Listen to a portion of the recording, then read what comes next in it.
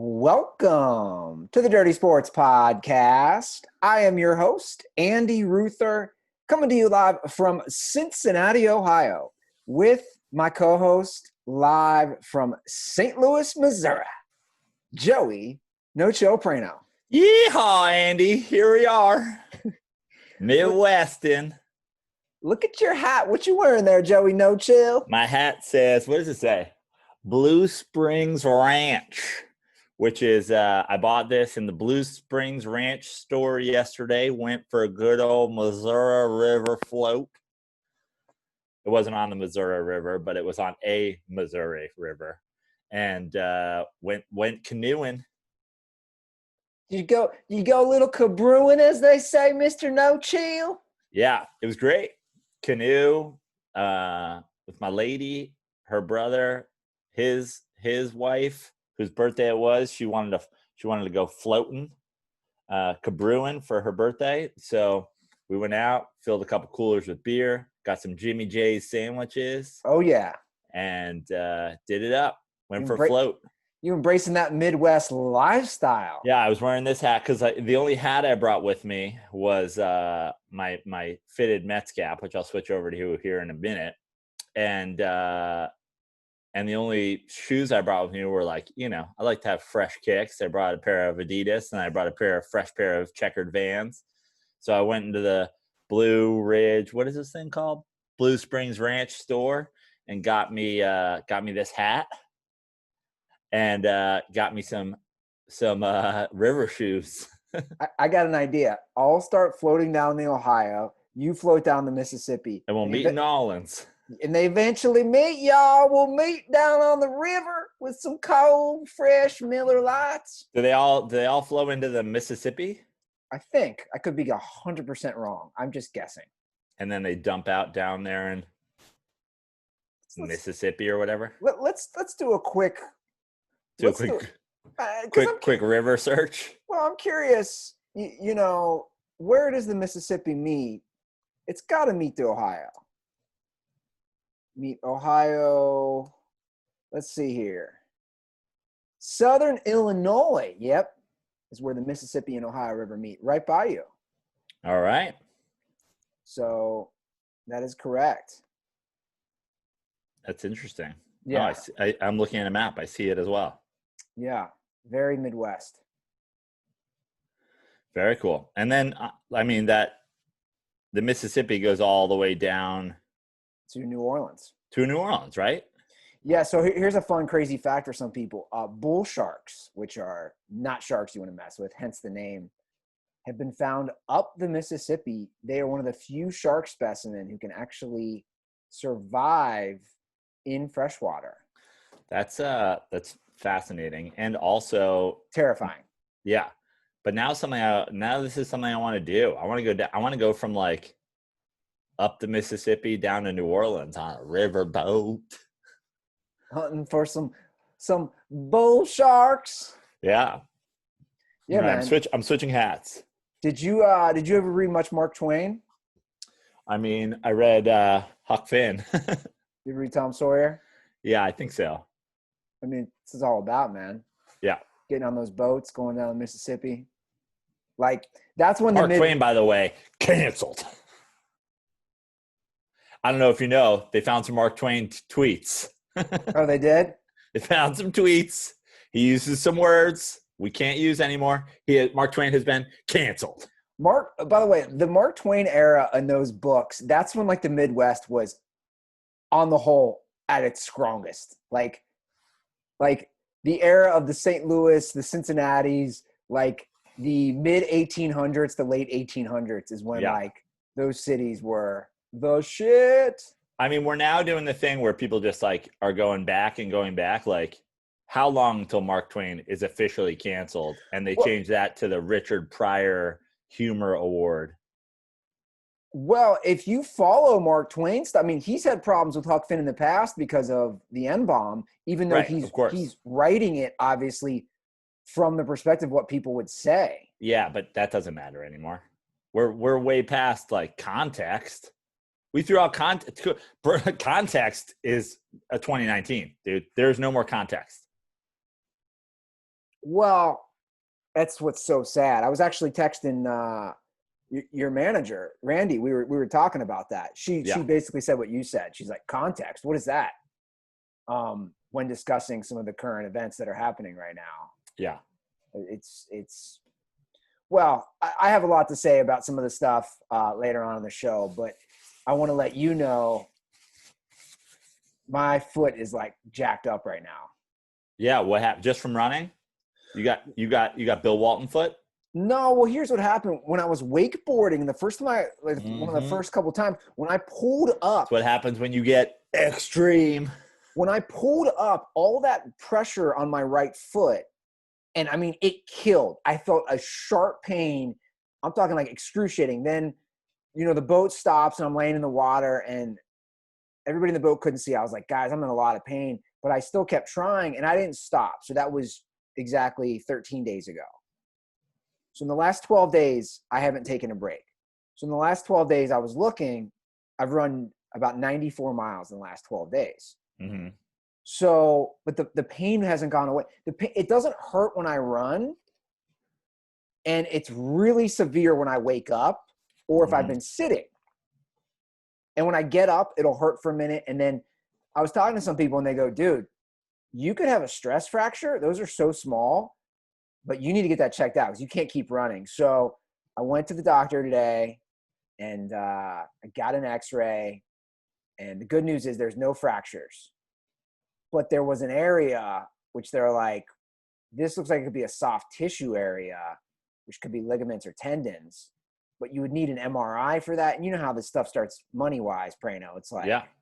I'm stuck in Ohio and MRI. And so she said, look, you sound like a very like lunatic with the run air. Just make sure you ice it, you elevate it. And I'm actually going to take the day off as much as it pains me. I'm going to break my streak of 27 straight days running to see if it feels any better tomorrow, just taking a day off. Wow. Good luck, buddy. Walt straight up, and I think he's right. You're going to love this. He's like, I think you're addicted to running at this point. Like, Yeah. You can't, I've never had this. He's like, it's so tough for you to you can't go one day. It's like getting up in the morning. You have to do it. Yeah. It's your meditation. It is. It's what it's basically turned into. So we'll see. I mean, you're gonna laugh. I'm on like a record pace for the most miles I've ever done in a month. And my dad was like, "This is what you're concerned about." He goes, "Breaking your own record, which no one cares. Like that's just for yourself." Gotta say, sometimes Walt, super right. You're like, my foot hurts, but I've got a personal best to achieve. Yeah, which it's like your personal best. Like, there's no such thing, by the way. Like, we have totally created months. You could just the last 30 days before you took a break, probably your highest month. Never thought of it from that perspective. Yeah, you're like, well, the imaginary June one, the clock restarts. Yeah, that's actually true. The last 30 days would be a high for me. So maybe that makes me feel a little better. There you go. So Praino, quick update on baseball, because we'll start there.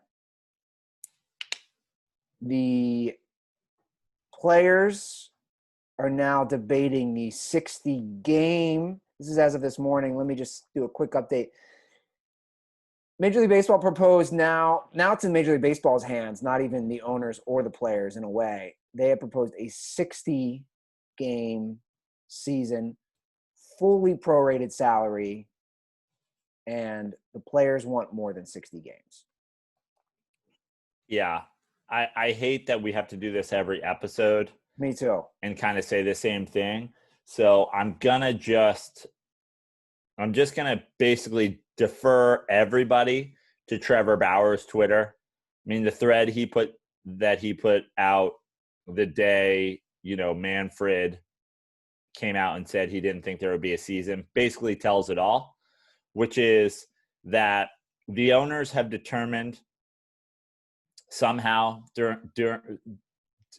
by some math that 50 games is where they stand to make the most money, because they play less regular season games where they're kind of losing money at this point. I'm sure there's a number where playing X amount of games is where they start to get in the positive. And so they're trying to basically limit the amount of games that they play at this point.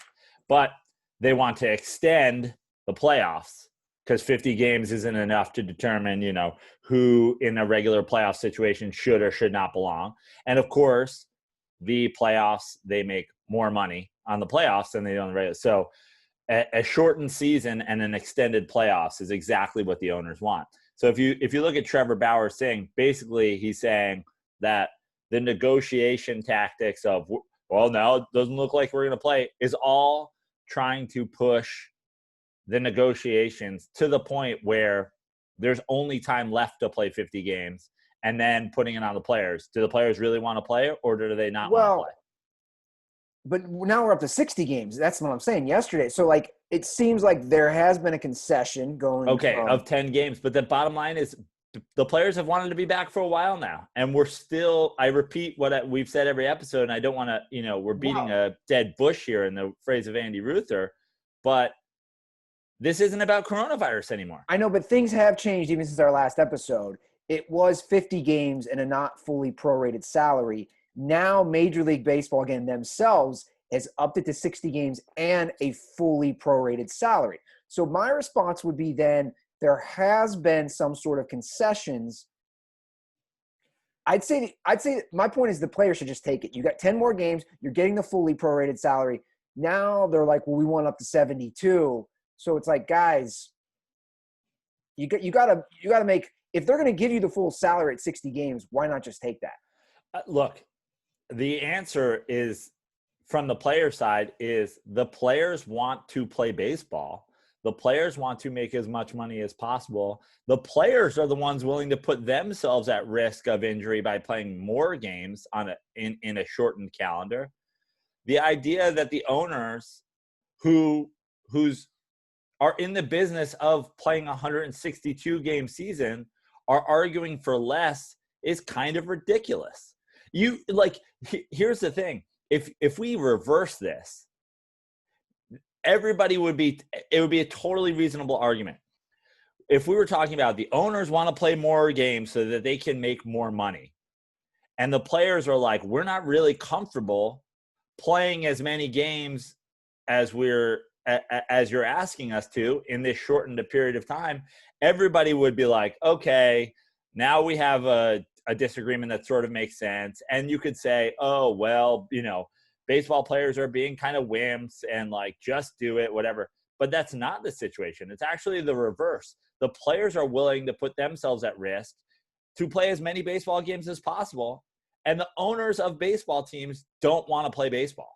Well, the owners could argue, again, I don't know the exact math that the more games they would lose more money.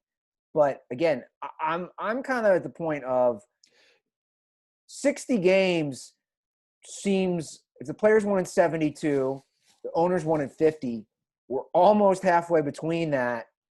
Just take the 60 games. I mean, we all want baseball back, but I'm at the point of hey, if you're a baseball owner, if you've invested $1 billion of your money into owning a baseball team, play baseball. But that's my point. The players have to just accept it at a certain point.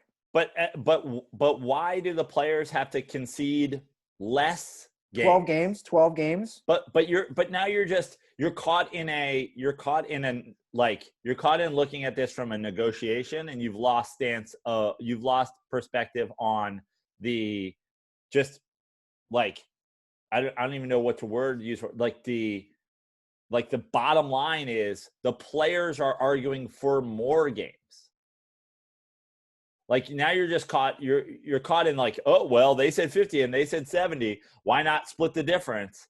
It's this is a bad faith negotiation to start with. So the players are just saying, we're ready to get going and we're willing to play as many games as we possibly can. And the owners are stopping that. That's a terrible position to be in if you own a baseball team. Well, again, look, and I've sided with the players for the most part, but again, I don't know the math on. The math is if you don't have the money to own a baseball team, don't own a baseball team. Well, I mean, I don't know. Like that's easier said than done. I don't know. You know what, though? Here's the problem with it's easier said than done. Baseball, for a long time, has stiff-armed the type of owners like Mark Cuban, who would be pushing for a 100-game season. And they have welcomed with open arms and cuddled and protected the baseball owners like Jeff Wilpon, who is running a pyramid scheme. And like, there's a chance that the baseball will come back and the Mets will be like, well, we're not participating in it because we're super cheap. Like, if you're going to be a baseball owner, own a baseball team. Want to play baseball. Fair enough. I can accept that point. As far and honestly, the problem is, again, Major League Baseball, open yourself up to the kind of people that want to be a part of this. You can't tell me Mark Cuban's sitting there going like, let's play 40 games. He's still paying the Mavericks employees. Yeah. Well, to be continued, I guess, because like you said. Well, the to be continued is, again, what Trevor Bauer is saying. At some point, they're going to get to the situation where they have to play these games. They have to accept the owner's conditions if they want to ever play baseball at all. And that is quickly approaching. And everybody will be miserable about it, except the owners. Well, and another sport, the players will be getting less money and playing less games. The fans will be getting less games. The only people who will be happy are the owners. And again, this is, I have to repeat it for one last episode. We're no longer talking about coronavirus. We're talking about owners who can't make money owning a baseball team, trying to find a way to save a couple bucks. We're not talking about practice. We're not talking about corona. We're talking about money. Yeah. Money. Talking about money. NBA, Praino, some interesting news has leaked this week. I saw this first. Shout out to our boy, Robert Littell from Black Sports Online. I saw this on his page. This is wild. According to sources, all these things are going to happen in the NBA bubble. Potential entertainment for players includes outdoor concerts, DJ sets, movie screenings, and live comedy. Also, barbers, manicurists, pedicurists, and hair braiders will be selected by the NBA Players Association to be available by appointment. And also access to golf, bowling, and fishing. And I thought Robert made a great point in his tweet. And he said, you've basically created another world.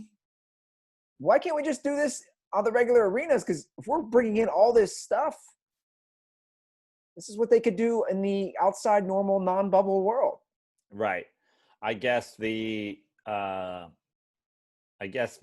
like flip side of that is that everything is in a controlled environment here, as opposed to like, I am an NBA player and I promise that I won't go to a packed nightclub, but I still do. The same way it's like, hi, I'm an NFL player and I promise not to bring a handgun in my sweatpants to, One Oak, but I did it. Like, basically the Savage of the Year award that we give out every year is proof that athletes can't be trusted not to do things on their own. By the way, early leading candidate for Savage of the Year. Kicker. Yeah, Aldrich Rosas. I mean, early candidate for the Savage of the Year award. And for anybody who didn't see this, by the way, is he a good kicker? Mm-hmm. It's a pretty good kicker, right? Yeah, he is. So this came out this week. Let me pull it up. This is pretty wild. We have our annual Aaron Hernandez Savage of the Year award winner. I'll just read the tweets. He was arrested for a hit and run, and he ran from the scene barefoot after witnesses saw him driving erratically, running a red light at an estimated speed of 100 miles an hour. When they found him, his hands, legs, and feet were covered in blood, and he was lit on booze. And to be fair, just for a correction, he wasn't totally barefoot.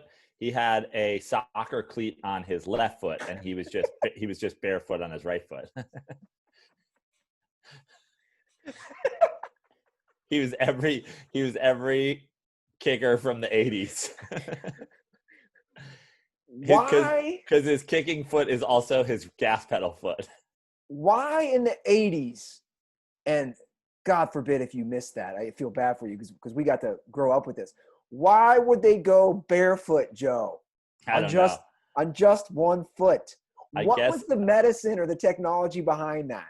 I guess the idea was like how to like having less on your foot so you could get like more of a like flat connection. And like obviously a lot of these guys, you know, grew up probably playing soccer barefoot entirely. But if you're, you know, obviously if you're a soccer player, you're not going to run around on a soccer field with one shoe on. But in football, you've really only got to kick the ball one time and then you leave again. So I guess it kind of makes sense. Although I don't know if it's an improvement in like the face of kicking shoes into the 90s and the 2000s, or if people were just like, wow, this is stupid. Can you imagine if you're a kicker for the Green Bay Packers and it's negative 10 degrees out? I have a feeling those guys weren't doing it.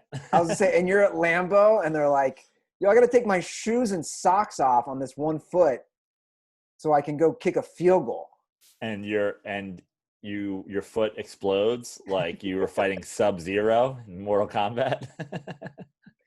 I mean, let's not forget the guy who had the record for the longest field goal for a while had a goddamn block for a foot. Yeah. How was that fair? Listen, Andy, I'm afraid of getting canceled here, but yeah, the half foot with like block face seems like a distinct advantage. I'm just saying, what was that guy's name? I mean, he had the longest field goal. Yeah. For the longest time. Yeah. It's not fair. I'm surprised that an NFL kicker since then hasn't had an off-season bandsaw accident that just turned his foot into some sort of football cannon. Yeah, right? They got to bring that back. Where are those people on Twitter like, back in my day, guys used to kick barefoot, or they'd have chainsaw, or, you know, they'd have manual labor accidents. They needed a block for a foot. They would kick. Like back in my day, players would agree to playing 2 games in the snow, uphill both ways with block foots. These millionaires and billionaires. Bunch of spoiled little brats. So the NBA, I think, is going to happen. And we did our show, of course, on Monday. And then even more funny Kyrie news comes out that now he's going so far as to say the players should start their own league. I'm not even making a joke here. I'm just going to say it. Kyrie, like, is he got a mental, like, is he there mentally? Is he have some sort of illness? No joke. I'm not even making a joke. He's a flat earther. He's definitely got his own, you know, personality issues that have affected multiple teams he's been on. He thinks that that the New Jersey turned Brooklyn Nets are starting their own league. I mean, we're talking about like this is when states tried to secede. Cut to 40 years from now. Take down all the Kyrie Irving statues. If you don't want to be in the NBA, dog, go live somewhere else. Well, you know what I find really kind of interesting that nobody's talking about at this point is that, like, whether it's LeBron or even Ty Lue, they made it work in Cleveland when LeBron came back. Like to me, that is the missed thing that no one's discussing, is that we see how much of a wild card he is when he goes to Boston, when he goes to Brooklyn. And you know what I'm saying, though? Like, for the most part, wouldn't you say his tenure when him and LeBron were on the team together, and I know we've been critical of Ty Lue, but at the end of the day, dude, you had LeBron, you had Kyrie, J.R. Smith, you had some strong personalities. Kevin Love was actually dealing with severe depression, which he was open about. I'm saying you had a lot of different factors, and they made it work to win a title and make all those finals in a row. You know what I'm saying, though? Like, yeah, I mean, it's a testament to LeBron James. You're not giving Ty Lue any credit. Okay, sure. A little, I guess. But how many, again, you go, how many finals has Ty Lue made without LeBron James? What has Kyrie done without LeBron James? What's Kevin Love done without LeBron James? What have a lot of people done without LeBron James? Yeah. I know what you're saying. And you can't say much. They really haven't done much.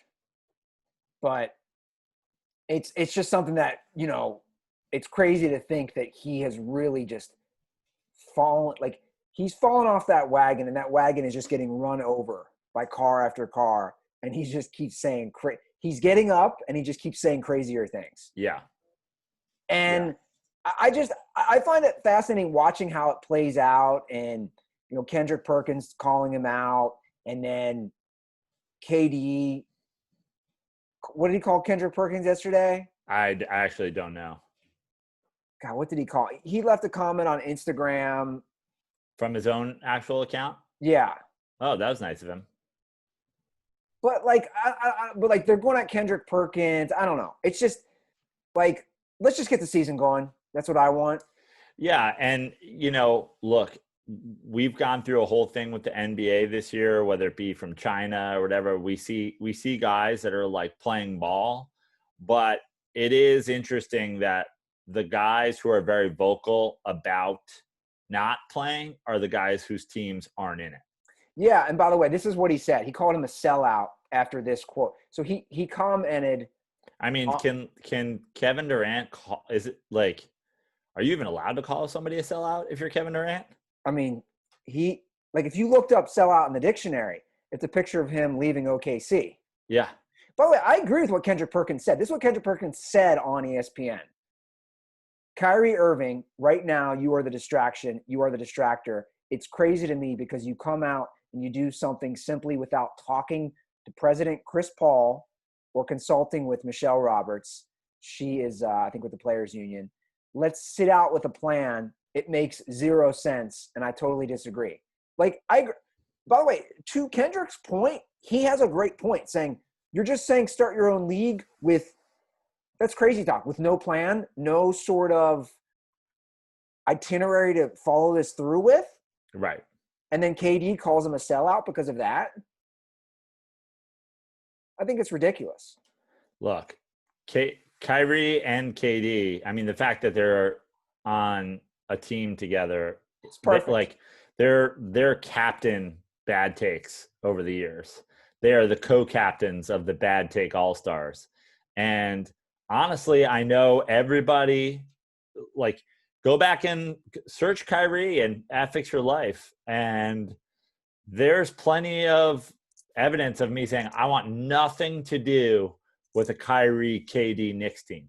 And every Nets fan ever thinks that this is their thing. It still starts with having, who's a leader on that team? This is what, by the way, the Nets are currently a playoff team, correct? They will be returning. Yes. And they will be returning without KD and without Kyrie. And that team now has to deal with coming back, playing basketball, answering questions about two guys who have played a combined 12 games for the Nets who don't want to play basketball. 20, but I get your point. Yeah. KD's calling Kendrick Perkins a sellout. You know what I love about you, Joe, is that you have never been a sellout. You have always been a lifelong supporter of our friends at Miller Lite. You didn't just get that shirt since we started working with Miller Lite. Absolutely not. Absolutely not. You've had that shirt for years. I've had the shirt for years. This is a vintage. And I actually have an updated one of these that Miller Lite did send me years ago before we were working with them, just because of my never-ending support on social media and my begging to be chosen by Miller Lite to support them officially. And now, look at this. By the way, this is a total coincidence. I mean, I packed it and I wore it today, but I didn't think, today's Thursday, today's Miller Lite Day on the Dirty Sports Podcast. I just got a T-shirt on. No, you've been a loyal, lifelong supporter of their beer as long as I've known you, your whole life, as long as you've been able to legally drink. 2 great Miller Lite stories for you, right? Real quick. First of it. all, yesterday when we went for our float, Miller Lites packed by my girlfriend's brother, and Miller Lites packed by me because her father has it in the refrigerator here. I have turned this entire family in St. Louis, Missouri, Ooh. where the capital of another famous American beer company. I have turned them all into Miller Lite supporters. Good. And I just, there's that. Also, I got to shout out this guy. This guy is great. Sent me a message on Instagram yesterday. Jackson Nagel sent me a picture of a Miller Lite 18-wheeler truck and a bunch of Miller Lites on, mechanical hand trucks. And he said, took a summer job distributing Miller Lite solely because of the podcast. I love it. We have people buying Miller Lites that wouldn't have bought it before, and now we have people delivering those people Miller Lites.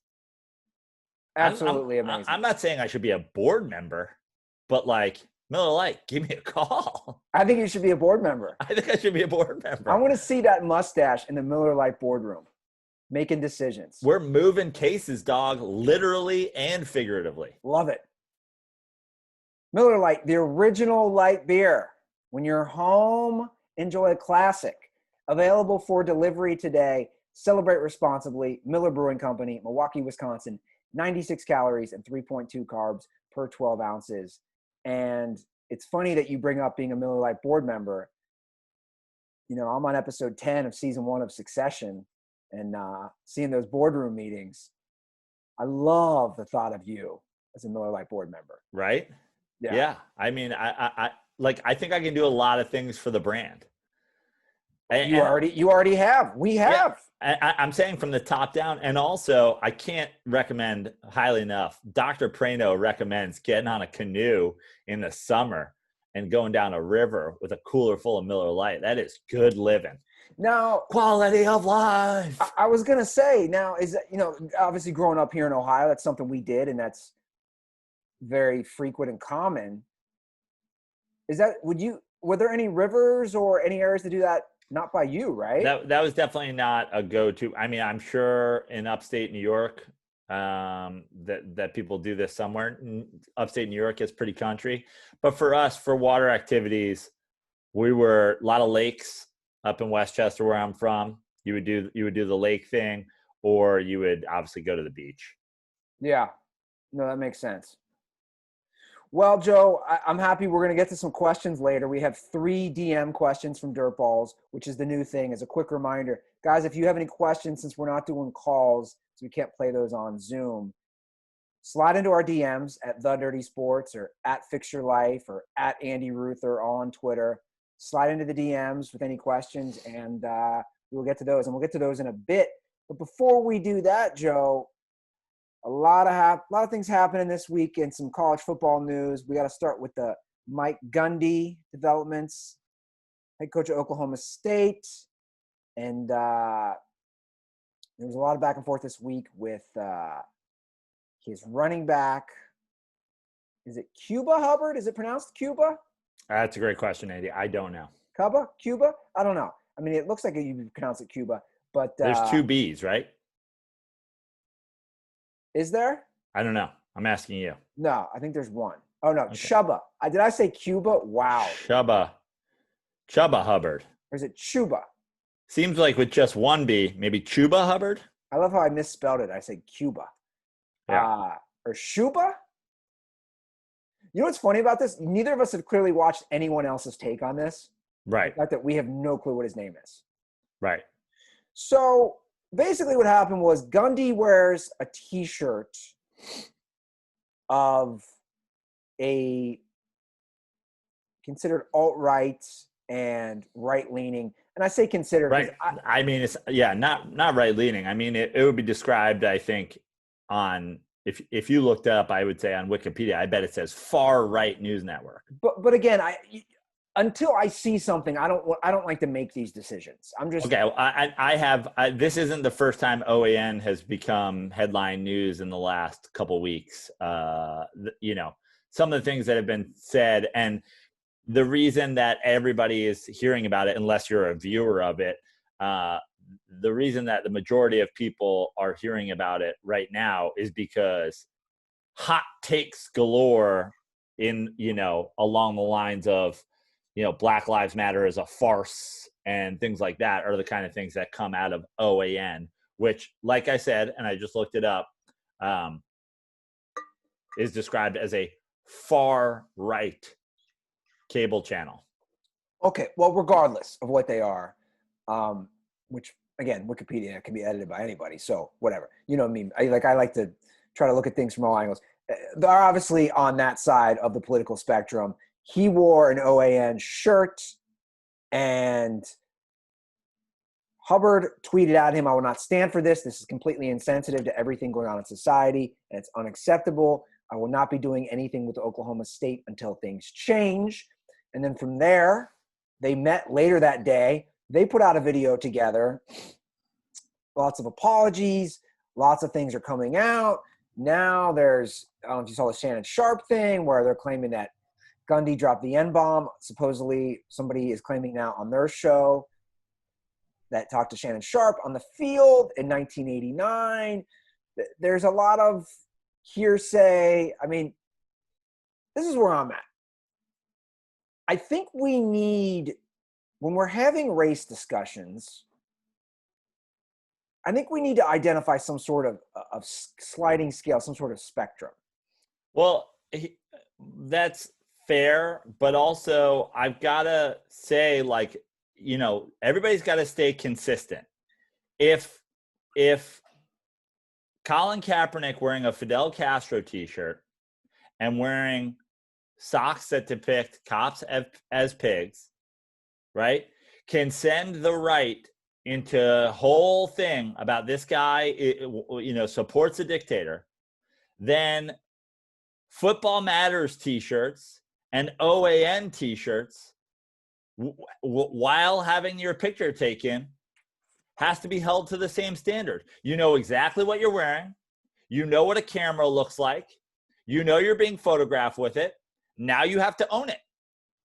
When we're down a path here where you're going against the cause if you vocally say X matters, because you're saying this is more important for me to say than Black Lives Matter. If you're wearing an OAN t-shirt and you're having your picture taken, you can say, this is the t-shirt I cut the lawn in or whatever, but you know what you're doing.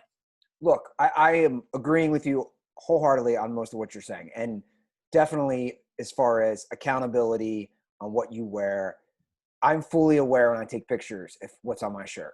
I'm fully aware. And so is Dabo Sweeney. So is Gundy. They're all aware. I agree. I'm not. And the same thing goes for doing a show and being like, if you're us, we have said some controversial things on this.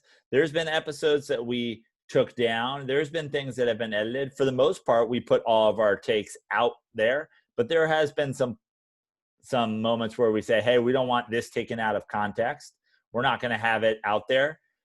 If you're a so-called news network and you're saying Black Lives Matter is a farce and you're not editing that and you're putting it out there, you know exactly what you're doing. And if you're wearing a t-shirt that supports that, you know exactly what you're doing. Well, so but by the way, great, you're entitled to that opinion, but don't think that the majority of your players who are young black men are going to like you or respect your opinion. Well, yeah, I think there's a lot of things to kind of dissect here. And to go back to what I was saying earlier was I just think we're to the point where, and I'm not saying I'm the judge and decider because I'm not, but I think there needs to be a scale for prejudices, racism, racial acts, racial thoughts, racial overtones. Does that make sense? Because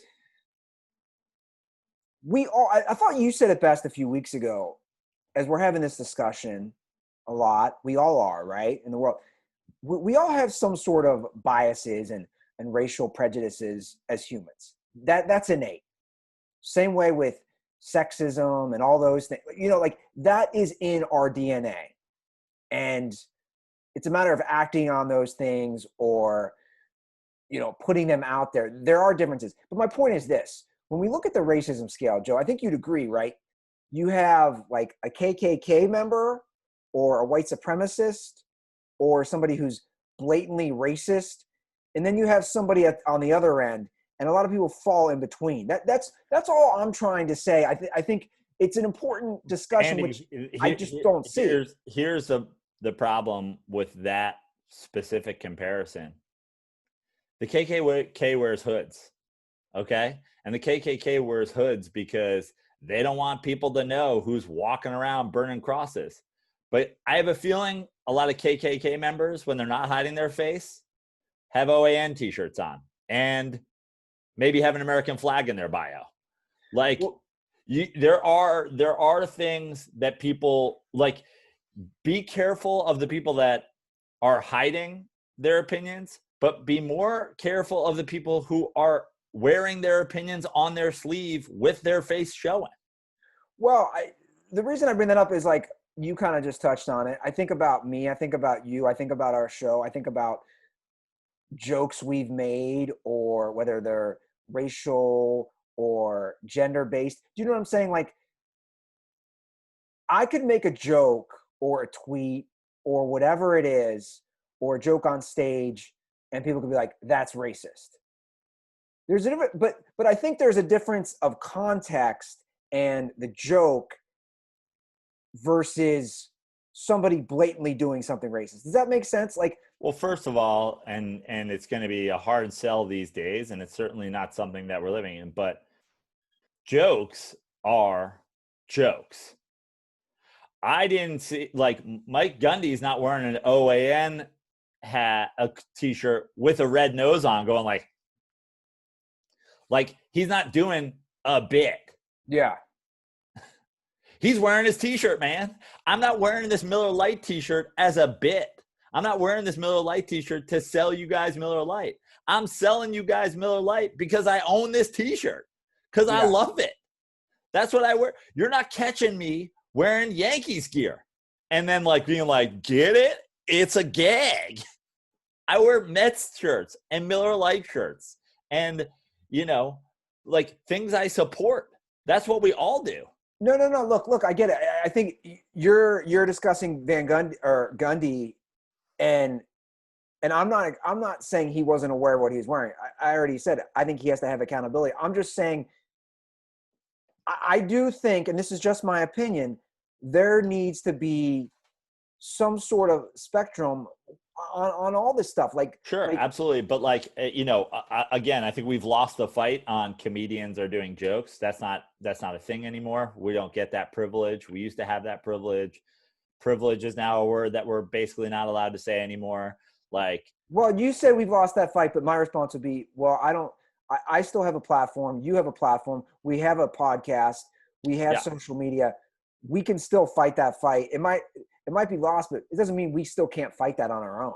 Right. But we will have caps and limits put on the things that we can achieve, because there are certain levels that they won't stand for jokes that touch on certain topics anymore. And that is what it is. We still push the limits of what is, cancel culture and whatever. And I don't think there's a ton of, change that we're going to make. But my point is that being a comic, and speaking from a comedian's perspective is completely different from speaking from a coach's perspective, Okay, and I agree. And I sat on that fence for a long time because I was a comedian and a coach, and I have had to answer those questions, and I have had to answer for some of my jokes and some of my actions. And this is what I said. I am a comedian, and I make more money being a comedian than I do being a coach. I'm a comedian first. And also, I'm really good at teaching high school baseball players who don't know what the hell they're doing how to smack the ball the opposite way. Yeah. So you can have me coach your team, or you can't. That's up to you. Now, if I was the head coach of the University of North Carolina's baseball team, the comedy thing's got to go out the window. Yeah. I just think, overall, as we examine these things and as we see changes made daily at this point, I mean, we were having some decisions, especially in the corporate world, right, Joe, that are, in my opinion, like we're not processing things. And I think a lot of times, that's kind of my lead into the next story of the UNLV name change, and that UNLV removed a statue of Hey Reb, which, they're the UNLV Running Rebels, whatever. I don't even want to discuss the statue thing because I don't know enough about that. But I did do some research. They're talking about changing, the mascot name for UNLV, which is Rebels. And to me, it's like, where are we at now? Because UNLV was founded in 1957. UNLV has nothing to do with the Confederacy. Now, I do know the history. The original mascot in a general from the Confederacy, but they removed that literally in the 70s. So my point is, they're just called Rebels, and obviously there's the rebel connection with the South, but my concern is, it's like, this again was Nevada, which is a state that's basically pretty new, a city that's new. The college was founded in 1957. Las Vegas is a new city. We're now talking, not once do I, and I would say most people, right, ever associate the UNLV Runnin' Rebels with the Confederacy. Well, I do, but only because their mascot is a guy with like a bayonet. So I'll say two things. One, UNLV has been served this on a platter. I have seen the talk of it before with Mississippi State. I have seen the talk of it with basically everything that's ever been named Rebels in the past.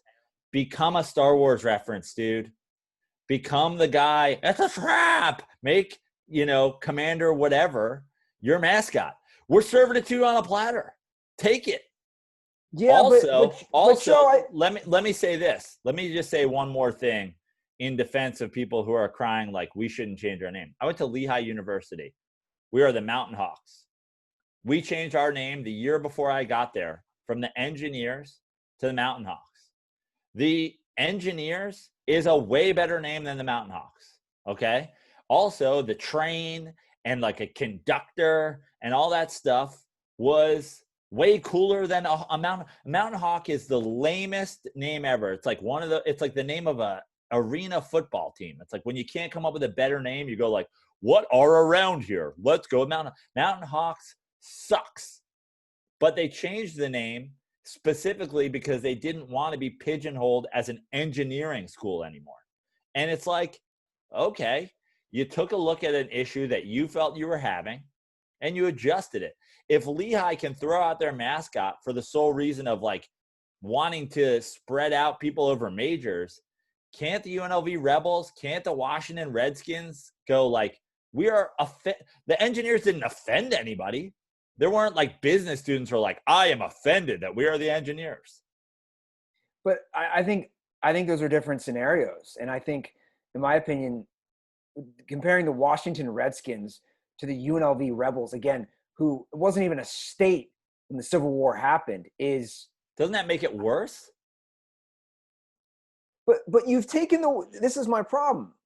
We're now taking the word rebel and we're automatically associating it with the Confederacy. We're not automatically associating it because it was named after Confederate rebels. Well, no, not necessarily. The mascot Hey Reb was created in 1983, which they claim was depicted as the embodiment of an independent rebel spirit. I mean, it's this notion that we're automatically connecting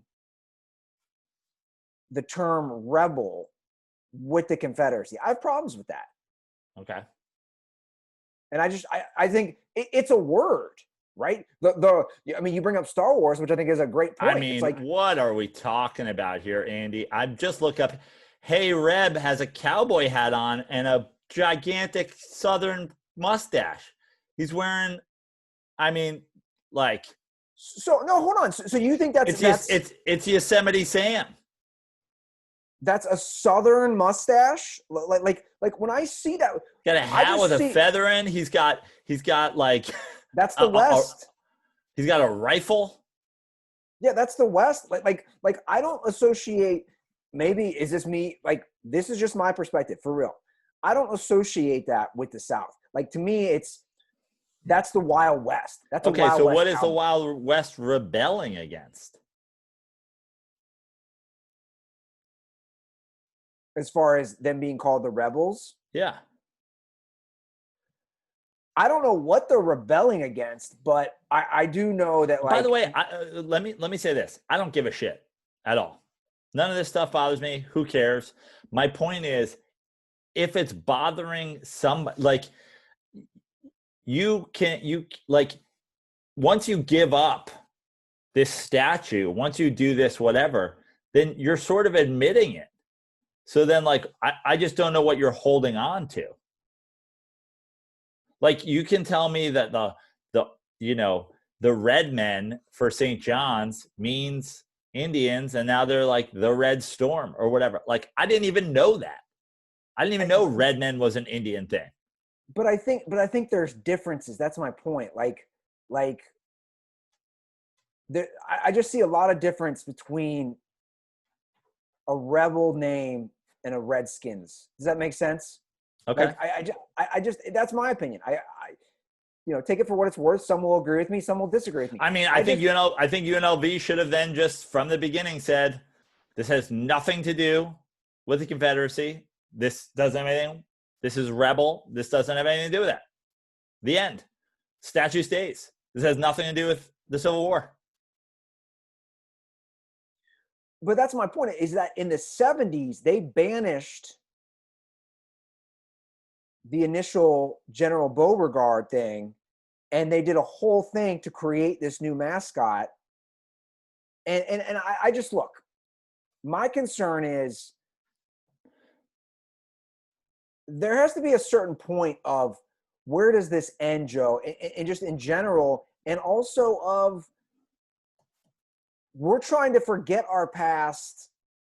I talked about it the other day. It's like you can't erase history and also try to forget about it at the same time. Wait, hold on. So 1 second. So you're telling me their original mascot was a Civil War general from the Confederacy? Well, the original mascot was a wolf, actually. Okay. Who's General Beauregard is a Civil War Confederate general. What does he have to do with UNLV? Well, I'm looking it up right now. I'm on Wikipedia because I read this the other day. He was Beauregard the Wolf. He was dressed in a gray uniform. He was a Civil War. He was a wolf dressed in Civil War garb, named after a Civil War general from the South. Was he a general, or am I just making this up in my own head? Jesus Christ! No, you're not. This is Pierre Gustave Toutant Beauregard was an American military officer who was the first prominent general of the Confederate States Army during the American Civil War. Okay, so that is correct. So it was initially a wolf wearing, or wolf, as you always make fun of how I pronounce it, a wolf wearing a Confederate outfit. So there's a history. So the history of UNLV is that their name was a Civil War reference.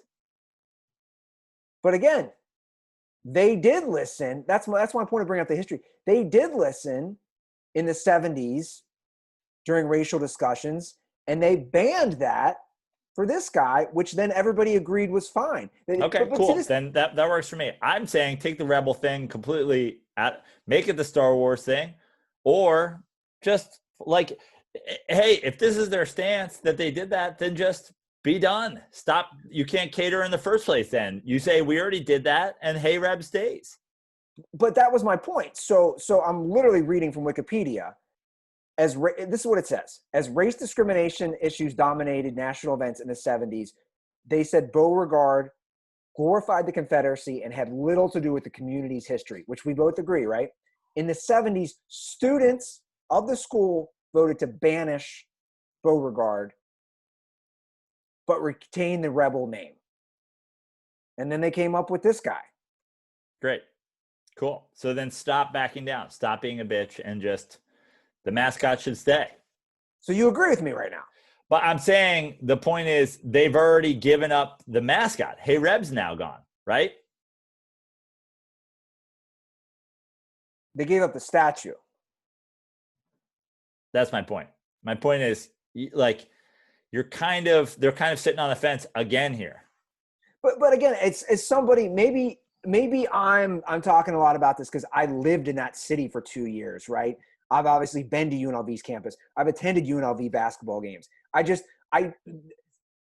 As someone from Ohio, as someone who didn't grow up there either, I think I have a good outside perspective. I never once associated when I was on UNLV's campus with that and the South.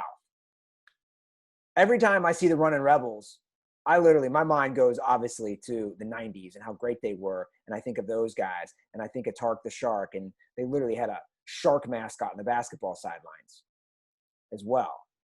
That's all I'm saying. I just, Joe, my worry is that, like, we always cater. I'm for listening. Well, my point is, at some point you've got to stand your ground or you've got to give up your ground. You say the statue stays, the mascot stays. We went through this in the 70s.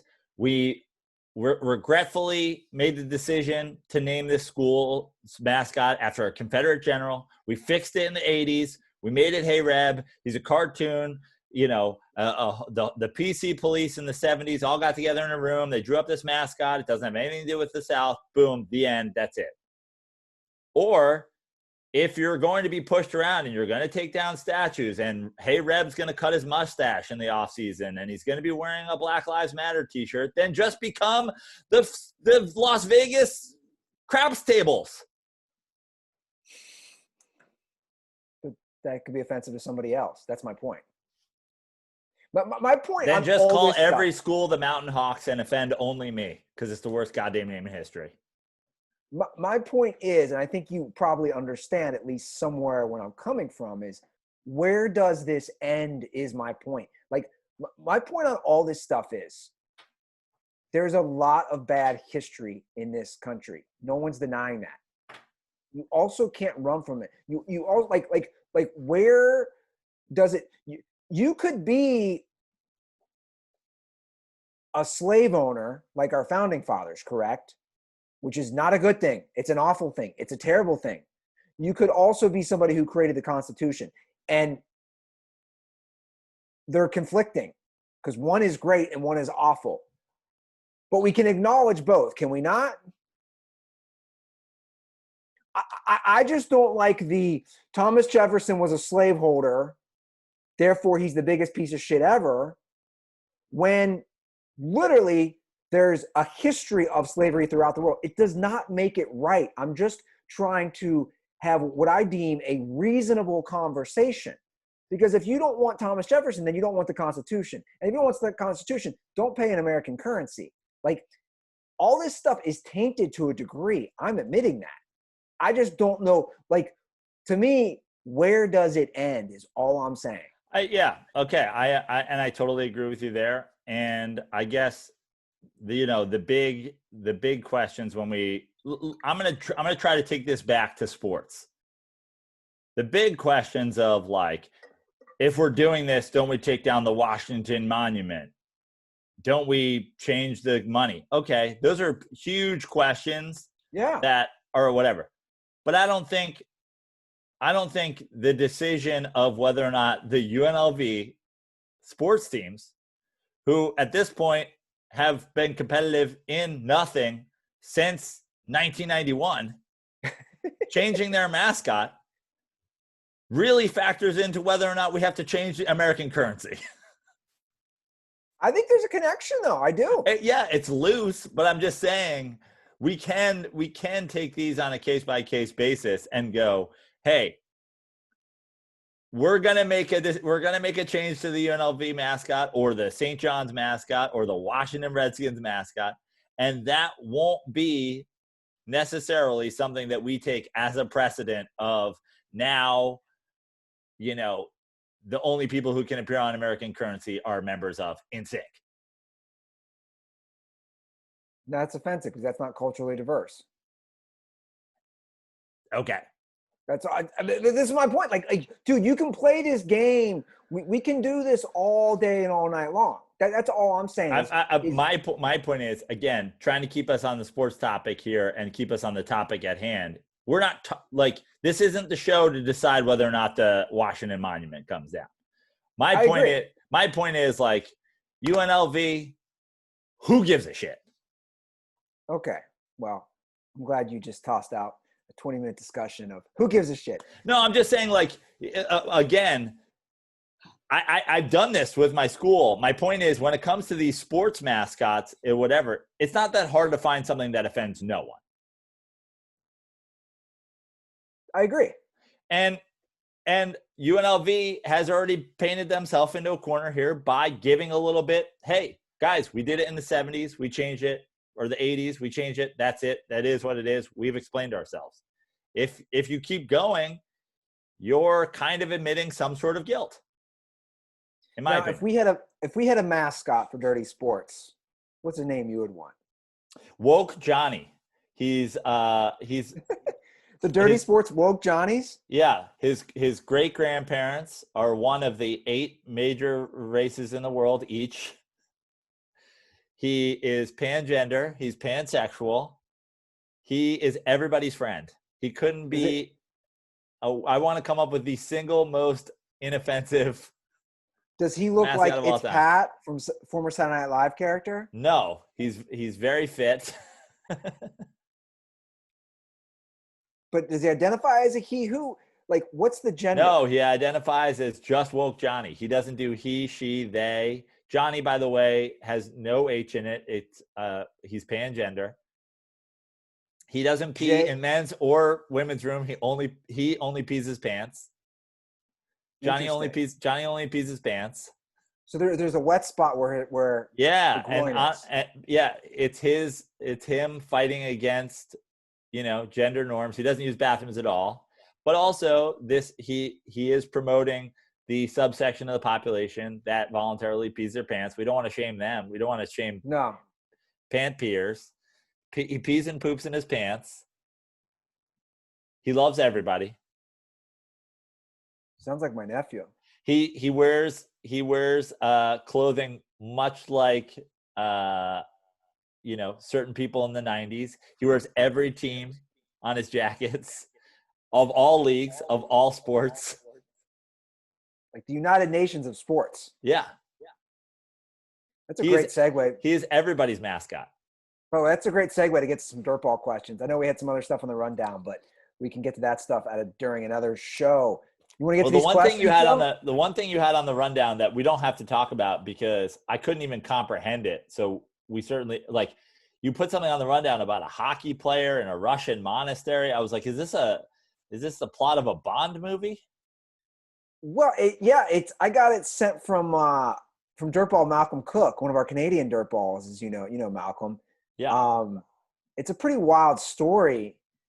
So, former NHL star, I'm gonna butcher this, Pavel.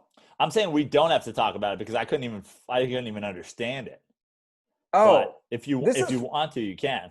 Well, no, I do want to hear about Ruther's golf discussion. I golfed on Saturday. I went to the driving range on Tuesday. I'm full golf now. Well, we're gonna skip right over hockey then.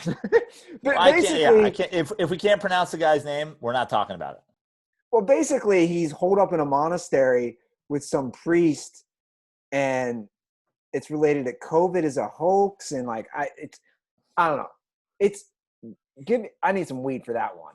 I don't want to get in trouble with the Hockey Defamation League, but hockey players aren't the brightest. Let's be honest. You ever met a hockey player? I met a bunch. Good Yeah. dudes, though. I'll tell you that much. Good fun guys. So here's the deal. I'm at dinner last night with Cutter and my other buddy, Scott, and both big golfers.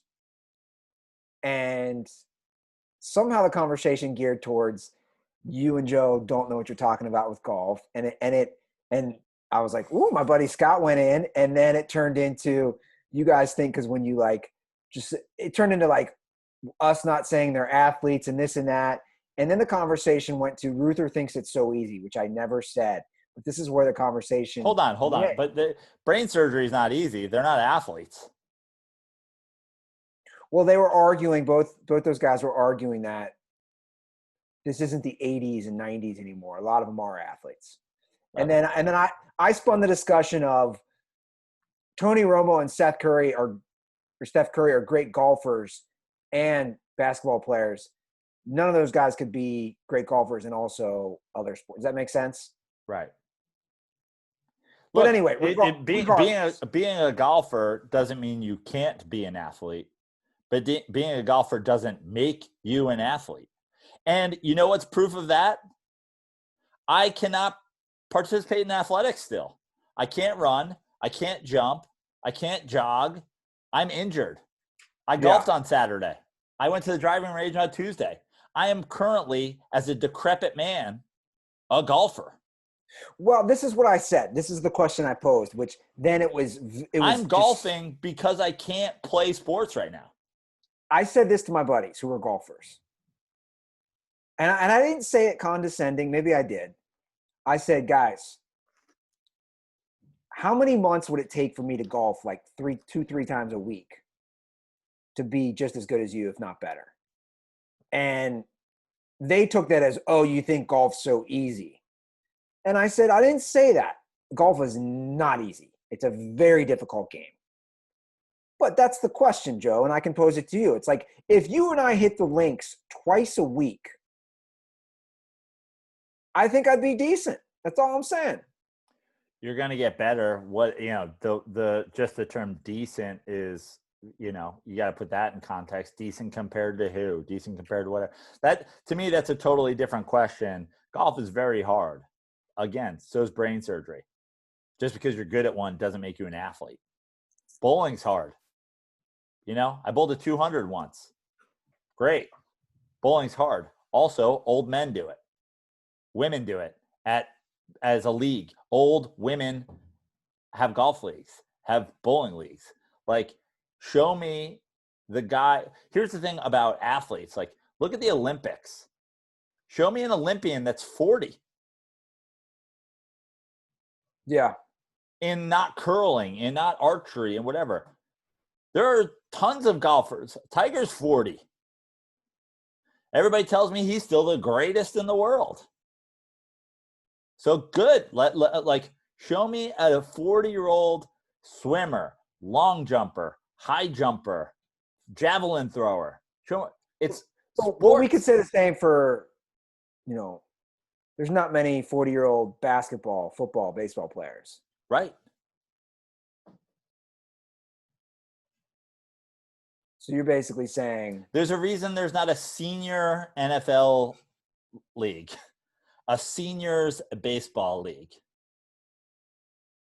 I think they're athletes, but I just think there's different levels. I think it's sports, but I don't think they're athletes. Okay. Some of them might be athletes. Sure. But being a golfer doesn't make you an athlete. I'm sure that there's a NASCAR driver who runs marathons. I'm sure there's a NASCAR driver who can drop step, two-hand dunk in traffic. I'm not saying they're mutually exclusive. I'm just saying being a golfer doesn't make you an athlete. Fair enough. All right, you want to get to some dirtball questions? Being a professional basketball player makes you an athlete. Yeah, I agree. Want to do some dirtball questions? Yeah, let's do it. All right. We'll start off with our friend Austin O'Neill. I know you met him on the East Coast. Yeah, we had a great night out in Morristown, New Jersey. So Austin asks, what was your favorite post-sports interview? His are Mike Tyson, Richard Sherman, Bart Scott. And then he says, second question, what was your favorite team to watch all time? And Austin's was the Legion of Boom and the 2012 to 2014 Spurs. So we'll start with the first question. Your favorite post-sports interview? I love all three that he listed, Joe. Mike Tyson, Richard Sherman, Bart Scott. Yeah. I mean, Bart Scott is up there for me. Bart Scott Can't Wait is legendary. I just love it. Absolutely love it. I'm not the biggest Paul Pierce fan, but I Called Game was pretty good. Yeah. And then to throw love to another Celtics player, honestly, right up there with Can't Wait for me is Anything is Possible. That's a good one. First of all, if you go on my TikTok, which I know I promoted a couple of times, the first ever TikTok I did was me lip syncing Anything is Possible. Amazing. My hair is on fire because of some sort of crazy, filter. And I just look up at my hair. Anything is possible. And one of my all-time favorite jokes, I used to do it. I put up a blog post on our former comedy blog, happyyoungpeople.com, which Guy Fiorita was a founding member of and brought me in on this comedy group. But my first ever blog post there was taking the clip of Kevin Garnett, Anything is Possible, and then just writing underneath, except Kevin Garnett getting an 800 on his SATs. I laugh every time you use that joke. Because it's great. The guy took his SATs like 40. He wanted to play college basketball. And we love Kevin Garnett for the record. Yeah. And by the way, standardized testing is racially biased and, whatever. Also, Kevin Garnett, not a brain surgeon. By the way, I'm sitting in that basement bedroom. We found in this desk, the very desk that I'm sitting at, like my mom was an organized hoarder is the best way I describe it. She has all her report cards from high school, even back to grade school. I was looking through the other day. ACT scores. Did anything stand out for you or your brothers? There's just like one fascinating, like, wow, Brad got an A+ in sculpting his sophomore year of high school. No, I mean, I was mostly looking through my own stuff the other day. My 8th grade report card was making me laugh about comments teachers put. And I didn't realize how bad I did in the ACT. Guess what I got? I don't even know what the ACT is out of, honestly. It's out of, I think, 36. I don't think we did I definitely didn't take the ACTs. Yeah, well, we had to do both here. So I got a 22. To put in comparison, like, my brother Brad got a 31, which is really, really good. Like, that's Ivy League stuff, but, like, I got a 22. Yeah. Which, like, me and Kevin Garnett together. Hold up. It's a 22. Pew, pew, pew. Another one we got to mention, and shout out to our boy, Shaboring. I mean, the Dennis Green, we are who they thought they are and storming out. I mean, that's an all-timer, man. Yeah. Right? Yeah, absolutely. What about, and it's not post-game, but I will never forget where I was at. I watched this live. You're talking about Iverson. Well, but I want to talk another one. I was in my basement with my dad watching the game live. The Joe Namath trying to kiss Susie Colbert. Oh yeah, I didn't watch it live. I don't think.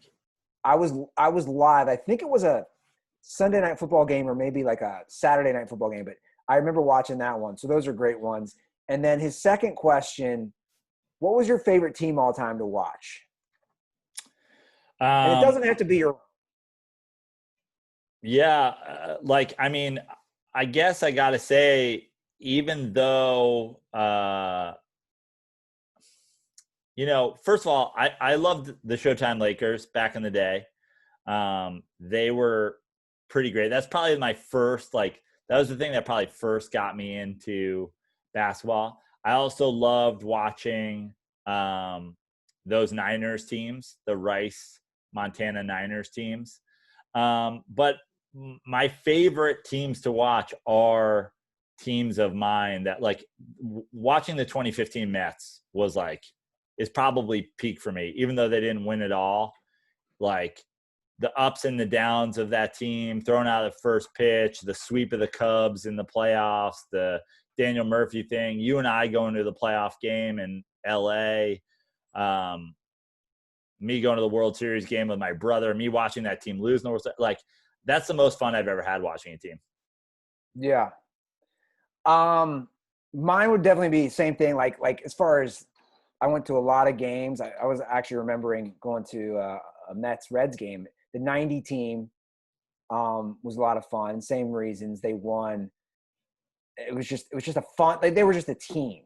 Like they didn't have that many stars. They were just a team, and they won. But I mean, the Bulls. I'll be honest. Like I used to love watching those Bulls teams. Like when those Bulls went 72-10, I loved it. I just loved the different personalities. I'm going to do two more basketball teams for you. I loved watching the championships Pistons team because I loved the addition of Rasheed, and I loved that their style of play in that era took down those Lakers teams. And I got to say it, I'm shouting this one out for Damo because I was at Damo's lake house in Tahoe this weekend, and he went to bed and I stayed up, and I literally yelled in his room. I was like, get back up here. We got to talk 2011 Dallas Mavericks. That team, what they did to the Lakers, that team, what they did to that Heat team, I tweeted it. Everybody wants to talk about that team as like the reason that LeBron is a choker or blah, blah, blah. That is the most disrespected professional sports team in history. I agree. They would have beat the 98 Bulls. That Mavericks teams would have pissed on that Bulls team. Pissed on them. Wing defenders for days. Defensive player of the year in Tyson Chandler. He didn't win defensive player of the year that year, but he wins defensive player of the year like the next year or the year after when he moves to the Knicks. Dirk as a star. Just role players for days. 3-point shooters. That team came together. And then they came apart because of free agency. That team, the idea that people like want to call out the Heat or LeBron or whoever, they urinated on the Lakers. Well, two things can be true. LeBron did not have a good finals. That's a fact. Right? Guess what? They had wing defense. They just ran a million wing defenders. But hold on. Before you get all butthurt defending LeBron. That's my point. Two things can be true. LeBron did not have a good finals, and also that Mavs team, I agree, is arguably the most underrated team. Let's not forget, just to remind everybody. That's two. By the way, LeBron had already been to a finals before that, but that's 2 years before Michael Jordan makes his first finals. So basically that's the years of Michael Jordan losing to the Pistons, who had wing defenders to throw at Jordan. Well, what I was going to say was we can't forget that Mavericks team swept the two-time defending champ Los Angeles Lakers in 4 games, including a 40-point game. I will never forget that. It was a Sunday afternoon game. I was in my apartment in the Smut studio. I remember doing the dishes. I was like embarrassed as a guy living in LA who was wanting the Lakers to win, of course. I loved it. And then Bynum has a meltdown. Then I was going to say Bynum goes nuts. Meta World Peace goes nuts. Everybody goes nuts. Kobe just walks away. They beat that Lakers team by 40. So that's one of them, and just the way they shot threes through that playoff run, that's one of the most fun teams I've ever watched. Yeah. And guess what? I was rooting for them as much as a LeBron fan. I was rooting for them in the finals. Well, let's get to our second question from Brent Hamperzuman. I don't know how it's pronounced. He slid into the Dirty Sports DMs. He said, how long are you allowed to point to your favorite team's championships before they expire for arguments? This is a good question. For example, he is a San Francisco Giants fan, and they had their rings in 2010, 12, and 14. How long am I allowed to bring those up in arguments with shitty Dodgers fans? Well, I think this is a two-part answer. One, 5 years is a good amount of time to be able to point to a championship. To me, that I think as a fan of a team, you can't complain about what a team does for 5 years after you win a championship. And also it is a recent history. But then there's also, depending on who you're arguing with and what you're arguing about. Like, for example, if you're arguing about, let's say you were an Eli Manning stan, you know what I mean? Then God. You could point to his championships for as long as you're arguing with somebody who has less than 2 championships. I also think if you're talking about being a Giants fan and talking with the Dodgers haven't won a championship since 1988. So you can talk about, as a Giants fan, you could talk about him forever until the Dodgers get a championship. Yeah, I think you're right. I think history, context, and the type of argument is all very important. Like, and also your franchise. Like, you're in St. Louis right now. The St. Louis Cardinals have won, right, multiple titles in the last 20 years, but they've also been consistently good, right? Like, they're always in the playoff hunt or in the playoffs, right, Joe? Yeah. And they've made World Series. They've made, 2 other World Series where they've lost? I think that's important to be like, look, we've been a competitive or good team for this many years. I hate when teams live in the past. I've been critical. Like if you're a Yankees fan, you don't have really much to sit on in the last 15 years. Well, like it's a great example of, like, you have 27 titles. You have won in the last 15 years. But like, you don't have an argument against Red Sox fans. No, you don't. At all. I agree. At all. That, like, your 21 of 27 championships are ancient history and have happened after the Red Sox have won whatever 4, 5 championships, whatever it is. So yeah, like, your ring counting doesn't matter. I don't know who has more championships all time, the Dodgers or the Giants. But I can tell you one thing, the Giants own that argument right now. Yeah. Because guess what? No. The Dodgers have been good, and the Dodgers have gotten there, and the Dodgers have not closed. Well, to me, living in the past, I can't stand. I can't stand the Yankee, basically ring counting. I can't stand the Yankee ring counting. I can't stand the glory day. You know, I've been very critical of Notre Dame, their glory days. Just different. The Dallas Cowboys, the same way. You know, the Dallas Cowboys haven't been to a NFC Championship game since, 94, 95? It's like, guys, we're 25 years. We're a quarter of break it down. That's a quarter of a century. So I think that all matters. And especially for individual accolades as well. Like, dude, if you won the MVP 10 years ago, you can't just keep bringing that up. All right, the final question is from Stripper Bryson, former Stripper Bryson, I should say. If you could expand a sport, it's like being the president of the United States. He's always Mr. President. I like that. Stripper Bryson. It's still in his heart. Yeah, good point. If you could expand a sport with one team, which sport would it be? Baseball, basketball, or football? What city would you put the team in? And what would the team name be? Which we kind of almost touched on that earlier. The Seattle Supersonics. Can't argue that one. I don't think baseball needs expanding. I would like to see realignment and I don't mean realignment as much as I mean Portland. Give Portland their baseball team. Give Montreal their baseball team. Give whatever, and take it from places. No, they don't deserve it. And take it from places that don't support it. The Tampa Bay Rays don't need to exist. I agree. The Jacksonville Jaguars don't need to exist. Yeah. Now, that being said, as far as expansion goes, there aren't a lot of NBA teams that you could make a case that they shouldn't exist. So if we're going to expand, let's expand it to Seattle, who should absolutely have a basketball team, and call them the Seattle Supersonics. The Las Vegas Running Rebels basketball team, NBA. By the way, Las Vegas having a basketball team would be great as well. I agree. But at the same time, Las Vegas just got a hockey team and they just got a football team. So So chill, Las Vegas. Maybe fill your seats in the new places. But they are. Yeah, in hockey. So let's see. They are. By the way, in football, they're already. I don't know if you've seen it. They're every game's going to be sold out. Great. So 3 years from now, they can get a basketball team when we expand the West by 2 teams, and then move one team from the West to the East, like, half the teams in Texas or whatever. Yeah. No, I agree. I want to hit Oklahoma. By the way, I'm putting out the Dirty Sports bat signal. Or New Orleans, by the way, which is far closer to the East than the West. Sure. We got to go to Vegas for like Tug and I did last year, like week 1 or week 2 of NFL season. Get some bets in. I'm down. And let's go to a Raiders game while we're there. Yo, fool. Love it.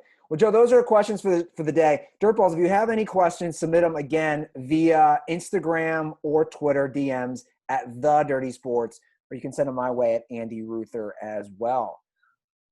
When do you head back to Los Angeles? I'll be back on Tuesday. Okay. All right. Well, you better get that slinger in before you leave. Yeah. Can't wait. I was talking about it yesterday, and I'm going to. I will get a slinger in for you while I'm here. You're a good man. All right, Joe, anything to promote? No, at Joe Praino on Instagram, at Joe Praino on Venmo, at Fix Your Life on Twitter. Go to those things. Shout out to everybody who sends me Miller Lite money. You're all goddamn legends, and I try to reply to you with each and every one of you with that very statement. I love the Dirtballs, and I look forward to Andy Ruther and I getting back together in the Smut studio with that Dirty Sports presented by Miller Lite sign on behind us and doing this for real. That's right. And shout out to everybody who checked in on the Monday affair with Pat Proft and David Zucker. It was really fun. There's a couple of Dirtballs in there, and shout out to the Dirtballs who couldn't make it and who I sent, clips of the thing, and people who were just interested in that. I look forward to getting back on stage properly sometime soon and doing stand-up comedy. Hopefully it happens soon. Yeah. So looking forward to it. If you want to drop an iTunes review, do that. Please let Joe and I know how we are very privileged white people who act like we have a hard life, because that's apparently what's happening, Joe. Yeah. Hey, you sent me this message this morning. I told you, look, you overthink it sometimes. Don't worry too much. It's like Yelp reviews. People only go to write good Yelp reviews or bad Yelp reviews. No one goes to give a 4-star Yelp review. Somebody got triggered that we said. But again, it's not about me being offended that, of course, we're going to get bad iTunes reviews. It's about how you and I act privileged and like we've had a hard life. I think we have both been, especially me, open that I've not had a difficult life. Like what I'm saying is somebody who is an idiot was triggered by something that we said, like God knows the messages I've got over the years just for saying Colin Kaepernick lives in America and therefore should have the right to free speech just like everybody else. I mean, I had a guy tell me he was in the military and he knows where I live and he could shoot me from the roof of the Irwin Hotel because I said Colin Kaepernick should have free speech in America. So you said something probably totally reasonable that triggered an idiot, and then he wrote an idiotic, essentially Yelp review. I said a man should have the right of the First Amendment in the United States of America, and a guy said, I am a Marine sniper and could kill you walking out your door. It's pretty amazing. I'm not gonna don't lie. take things too seriously that come sent to you on the internet, Andy. Yeah, I guess I should just learn not to try to dissect the thought process of very ignorant people. Anyway, Joe, enjoy St. Louis. Embrace the Midwest. Take that Miller Lite shirt with you. Do some more nice floats down the river. Dirtballs, have a great weekend. Be safe. I'm going to watch some more Rambo with my brothers tonight. And most importantly, stay dirty.